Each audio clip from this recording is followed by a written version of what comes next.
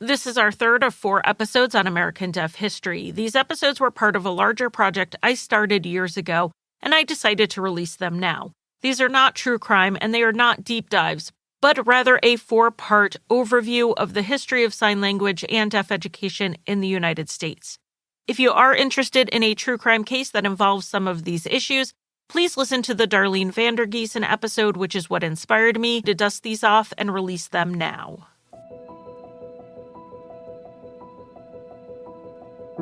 My message is very brief but important.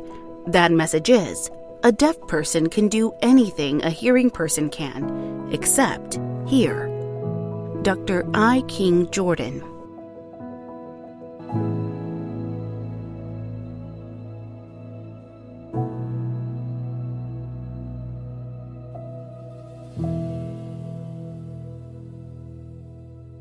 Welcome to our third episode. In the last episode, we discussed the origins of deaf education in America. We stopped short of what can arguably be called the United States' largest contribution to deaf education in the world, the founding of Gallaudet University, the first university in the world for deaf students.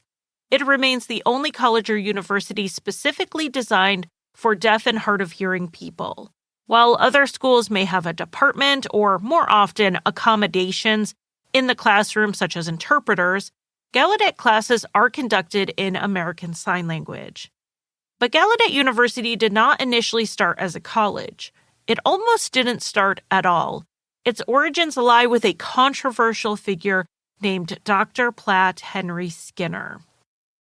Dr. Skinner was a staunch abolitionist, and it's believed he aided in the Underground Railroad, which helped enslaved people escape through New York and into Canada.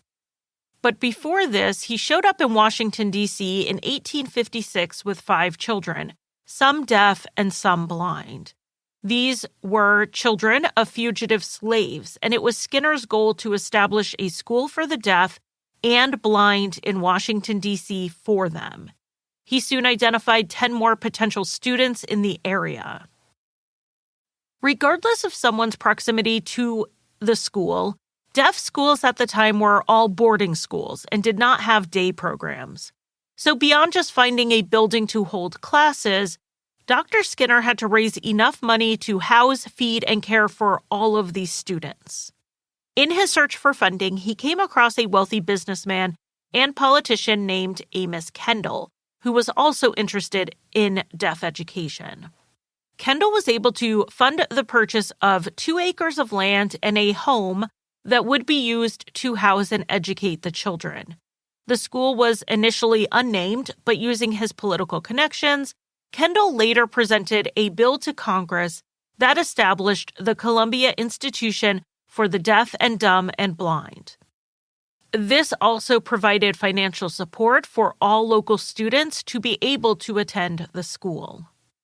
Dr. Skinner was installed as the principal and teacher at the school, but within a few months, things took a grim turn. Amos Kendall was told through a friend that there were complaints from a local parent about how their son was being treated at the school. So Kendall and a board member went to the school to inspect, and they found the front door locked. They banged on the door, but none of the children in the home were able to unlock it themselves. Kendall and a board member broke the door down and found the children left unattended, and 2 were in bed suffering from heat exhaustion. Kendall went to court to obtain custody of the 5 children who had been brought to D.C. by Dr. Skinner on the grounds they were neglected. Skinner defended himself, saying that he did not mistreat or neglect the children. Rather, the accusations were fueled by his integration policies. Skinner was educating Black and white students together, housing them together, and even having them eat their meals together. A very radical approach in the time of legalized slavery in the U.S. He taught equality of the races, and his abolitionist stance was, frankly, not welcome. Skinner claimed he was essentially being framed due to this. Regardless of the truth behind these accusations, Skinner lost his fight. Kendall was given legal custody of the 5 children, and the local children all returned to their families. Skinner returned to New York under a cloud of suspicion, and the search for a new principal and teacher began.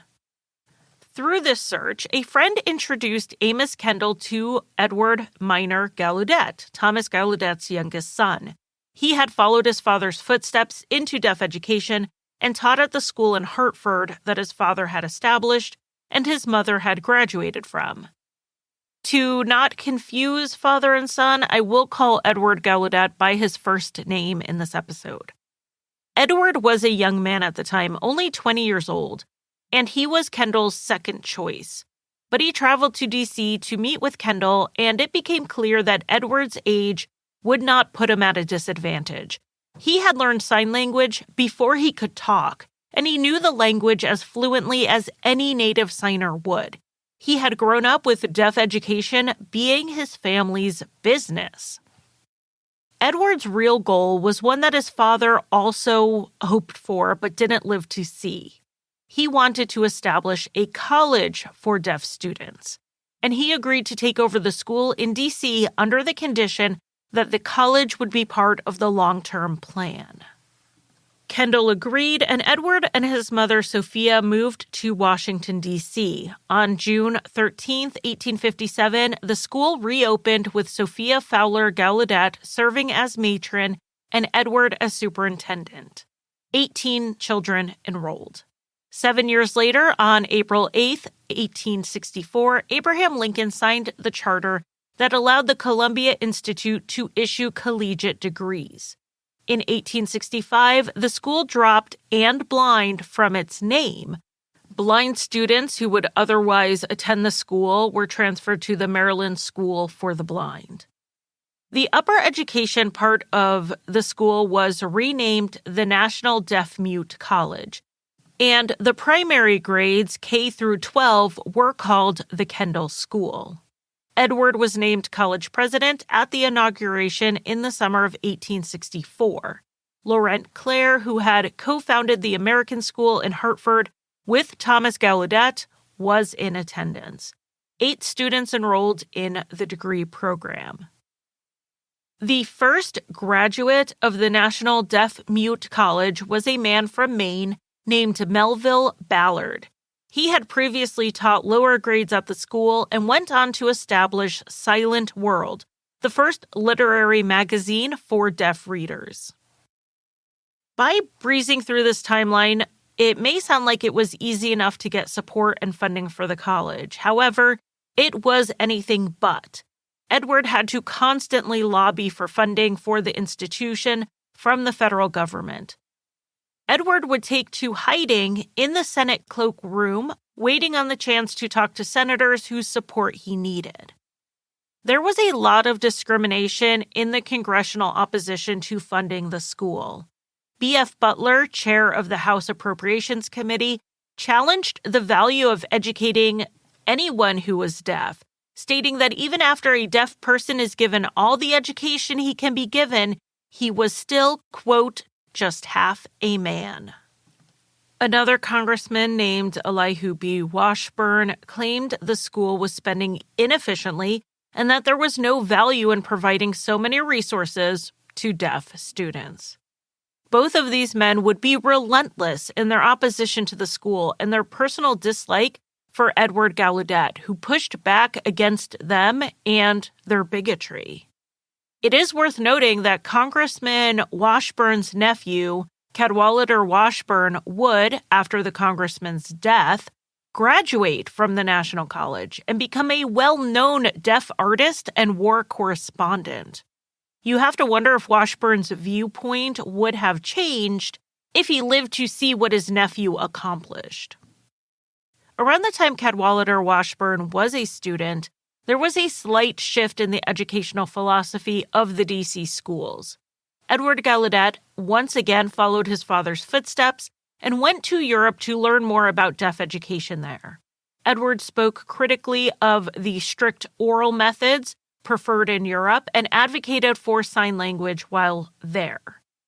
However, Edward had, through these debates and discussions, grown to see a value in teaching speech. He became one of the first advocates of the combined method of education, using both sign language and speech training to educate students. It's interesting to note that this was his father's initial intention. Thomas Gallaudet felt that taking the best of both methods would reach the most students, but after studying more, he couldn't find a way to combine them in a way that didn't give the students just half of an education in both. The methods appeared to him too incompatible to make them work together. But Edward felt even a limited amount of speech training could benefit some deaf students. Training in speech and lip reading became part of deaf education in the Kendall School for elementary students. As for the college, Edward encouraged the opening of a department to train hearing people to teach deaf students in both the oral and sign methods of education. The then called Normal Department was established in 1891. It is now called the Department of Education, where it still trains graduate and postgraduate students in deaf education. Initially, deaf students were excluded from the normal school. It was only to train hearing teachers. There was at the time a debate growing over whether deaf people should teach deaf students. One notable advocate against deaf educators was Alexander Graham Bell, who lobbied Congress to prevent it. We will get more in depth on Bell's philosophy on deaf education in our next episode, which will be dedicated to the rise of oralism in the United States. Now, though the schools in D.C. were changing deaf education in America, they were only changing it for some. The National College initially excluded women except in 3 instances, and none of those women finished their degrees. Many, including Edward Gallaudet, were against the coeducation of women. In 1881, the school began admitting women after a woman named Laura Sheridan wrote a persuasive argument on why women should be allowed admission. While admitting women as students was given some support, the support was lukewarm. The school only set up temporary housing accommodations because it was not believed the female students would remain in the school long enough to necessitate a permanent dorm. The women who were admitted were also excluded by the administration from participating in extracurricular activities. This sent a clear message that the women could attend classes, but they would not be getting the full coeducational experience. Add into this the harassment the female students faced from some of the male students. The National College was not a welcoming place for them. So the women on campus formed their own club called Owls, and only members are allowed to know the meaning of the name. In the tradition of other universities, they would eventually adopt Greek letters for their sorority, and Owls is now known as Phi Kappa Zeta. In 1892, Alto M. Lohman became the first woman to graduate from the college, and in 1893, Agatha Teagle graduated valedictorian. Her graduation speech was titled The Intellect of Women, and the question of whether the college would remain coeducational was finally settled. In 1899, Edward Gallaudet wrote, quote, "On the whole, I feel that the presence of young women in the college has had a favorable influence," end quote. As women were being accepted into the school, however, things were changing along racial lines. The school started as an integrated school with 5 Black children who were deaf or blind. Children of color were admitted without issue in the lower and upper grades, as well as at the college until the wake of Plessy v. Ferguson. This Supreme Court ruling established the doctrine of separate but equal, which is to say racial segregation was constitutional. Edward Gallaudet had been getting complaints from white parents as the enrollment of Black children was going up at the school. He was unsure what to do about it.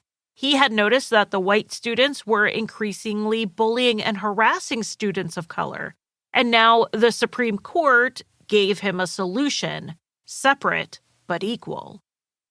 This podcast is about the facts of what happened, and I'm not providing my opinion throughout, so I'm just going to repeat what I just said. The solution to white parents complaining and white students harassing black students was to kick the black students out of the school.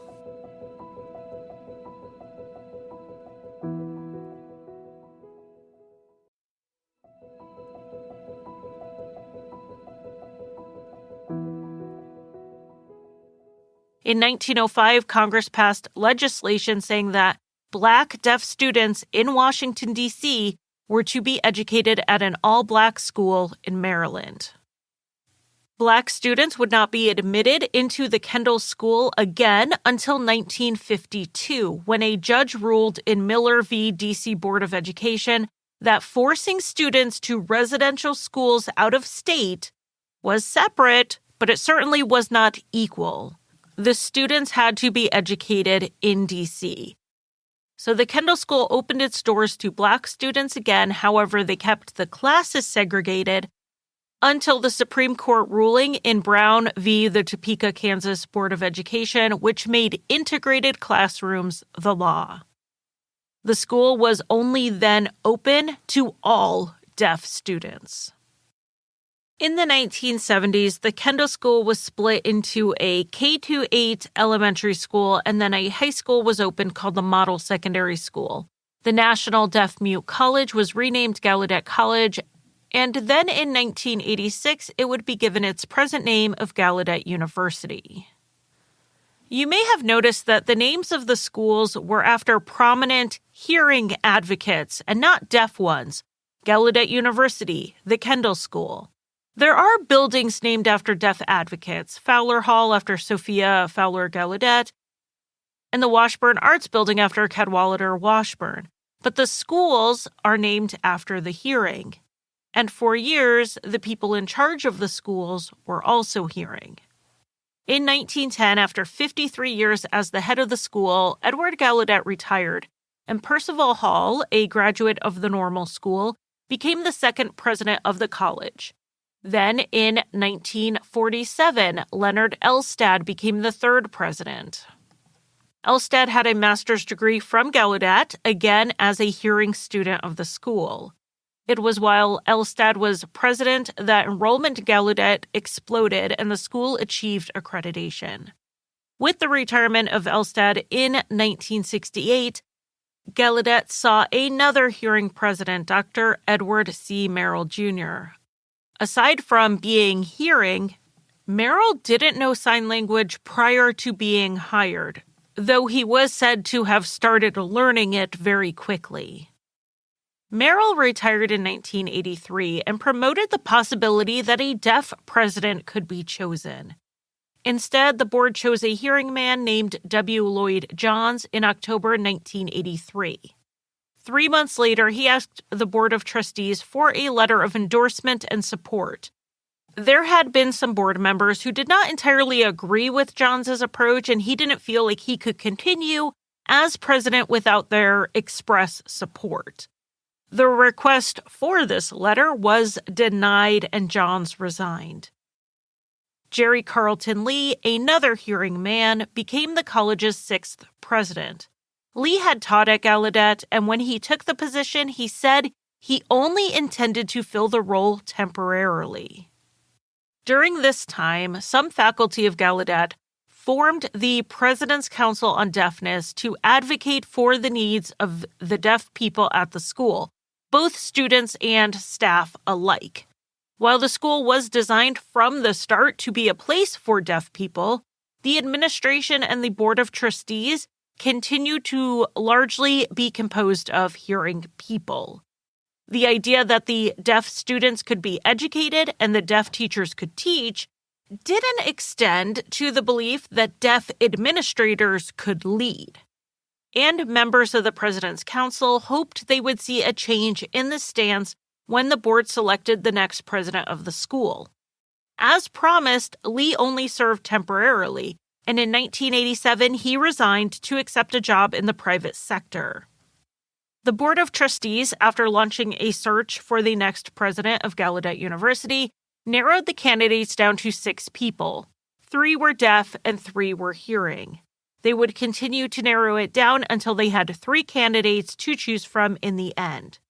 2 of the candidates were deaf educators. One was Dr. Harvey Corson, superintendent of the Louisiana School for the Deaf. The other was Dr. I. King Jordan, who was then serving as the Dean of the College of Arts and Sciences at Gallaudet.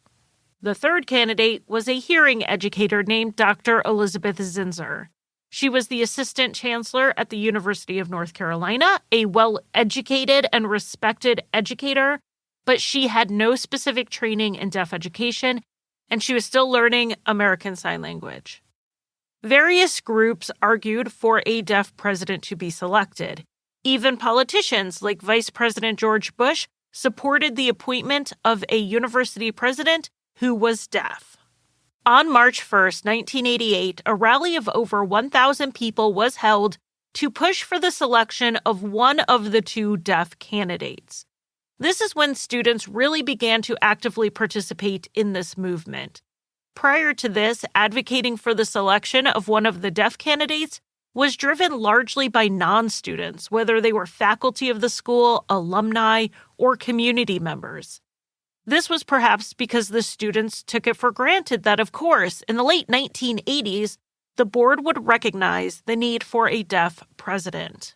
The board held interviews with all 3 of the final candidates on March 5th and March 6th at the Mayflower Hotel.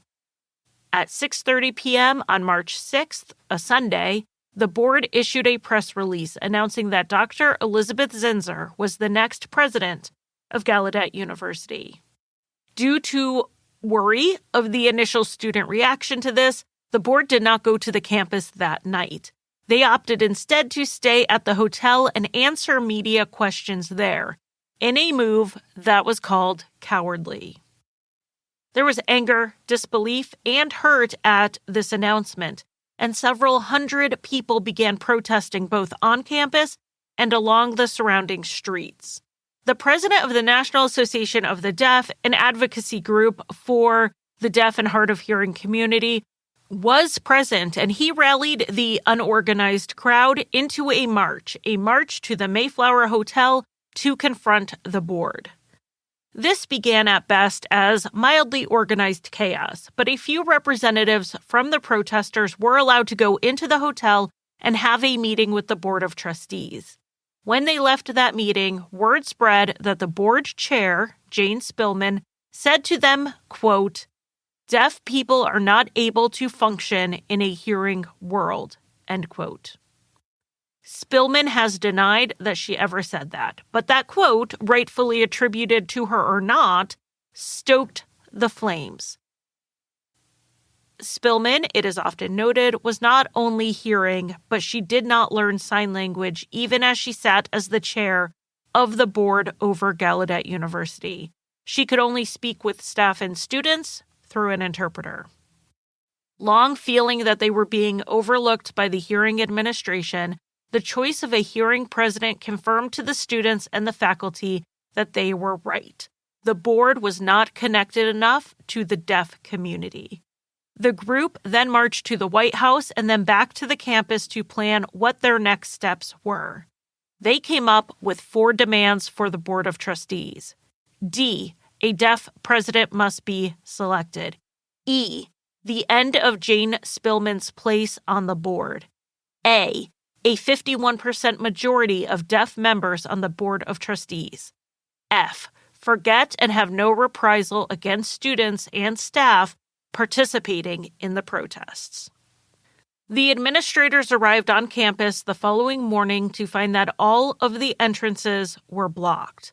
The students had pulled cars up to the parking lot entrances and then deflated the tires so they couldn't be moved.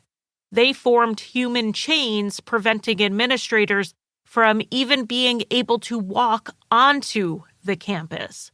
Only teachers and staff were allowed in, and at noon that day, so were the members of the Board of Trustees. In a 3-hour meeting with faculty, students, and members of the board, all 4 demands were rejected. Jane Spillman then went into a packed auditorium to announce that the board's appointment of Dr. Zillner would stand. Or at least, that was her intention when she went in there. She never got to make her announcement. Harvey Goodstein, a member of the faculty, went up on stage first and encouraged the students to walk out in protest, and they did. The media really began noticing the movement now as the number of protesters swelled, and an organized march to the Capitol building began. The Deaf President Now movement was in full swing. These protests were largely student-led, though the faculty of the school, who were mostly deaf and mostly alumni of Gallaudet, supported and organized behind the scenes. Without the passion and sheer numbers of students and without the support of the faculty, it's unclear how far this protest would have gotten. It took both sides to turn their feelings of injustice into a movement for civil rights.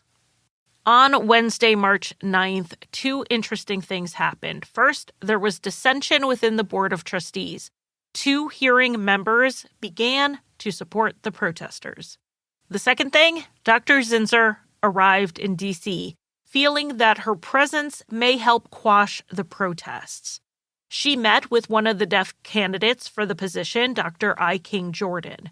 Dr. Jordan had learned about the protests the morning he showed up for work and found he couldn't get onto the campus.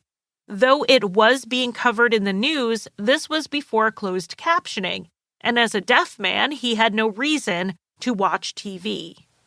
Dr. Jordan joined a meeting between Dr. Zinsser and the students. She asked them, through an interpreter, that she be given a chance to show the value she could provide the school.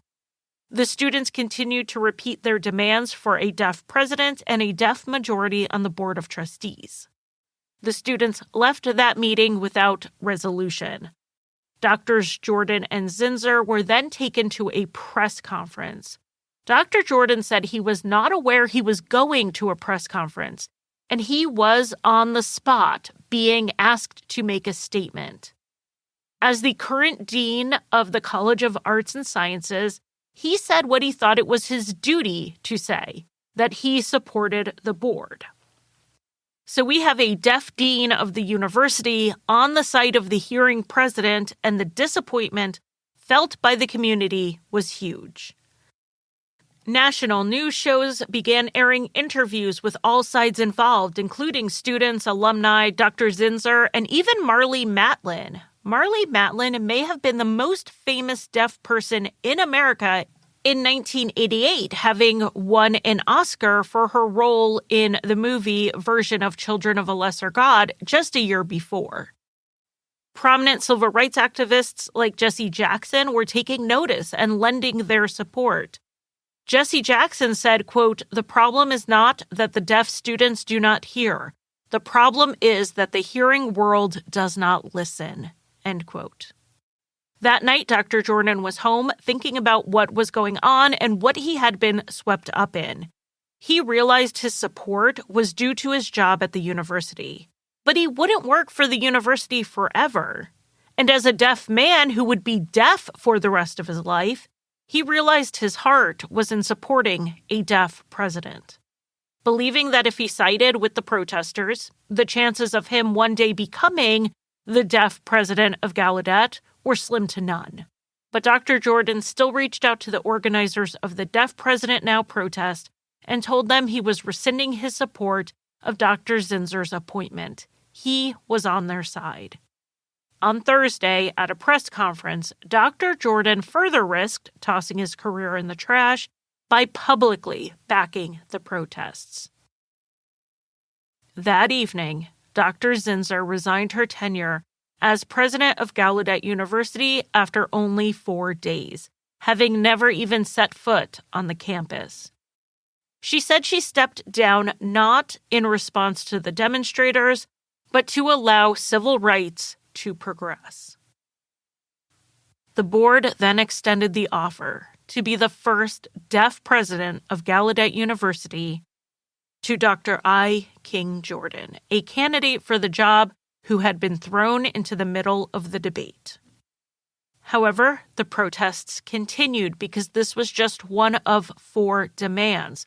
The students were not going to be satisfied until their other 3 demands were met: that the head of the Board of Trustees resign, that the board be composed of 51% deaf members, and that the protesters would not receive academic consequences for their involvement in Deaf President Now. On Sunday, March 18th, 1 week to the day after Dr. Zinsser was announced as the next president, and a few days after her resignation, the Board of Trustees met and agreed to all terms. The protest was over. In the years since the Deaf President Now movement, all presidents of Gallaudet University have been deaf. The current president, Roberta Cordano, is the first deaf woman in that position. From its roots of being 5 children of formerly enslaved parents, the Kendall Demonstration Elementary School currently numbers 112. The Model Secondary School has 175 students. Gallaudet University is now home to more than 1,100 students. These schools continue to promote the use of sign language to meet the educational and communication needs of the deaf community. And they did that even when the tides turned in the United States against the use of sign language. On the next and final episode of this short series, we will discuss the Milan Conference, the rise of oralism in deaf American education, and one of the most controversial figures in deaf history, Alexander Graham Bell. This series was researched, written, hosted, and edited by me, Charlie Worrell. The opening quotes were voiced by Lanie Hobbs, the host of True Crime Fan Club. You can find the link to the sources for the series and the transcripts in the show notes.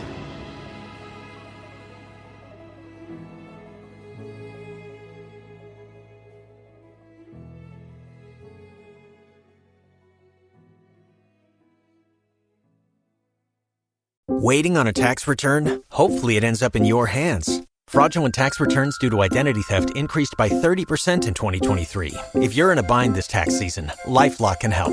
Our U.S.-based restoration specialists are experts dedicated to helping solve your identity theft issues. And all LifeLock plans are backed by the $1 Million Protection Package. So we'll reimburse you up to the limits of your plan if you lose money due to identity theft.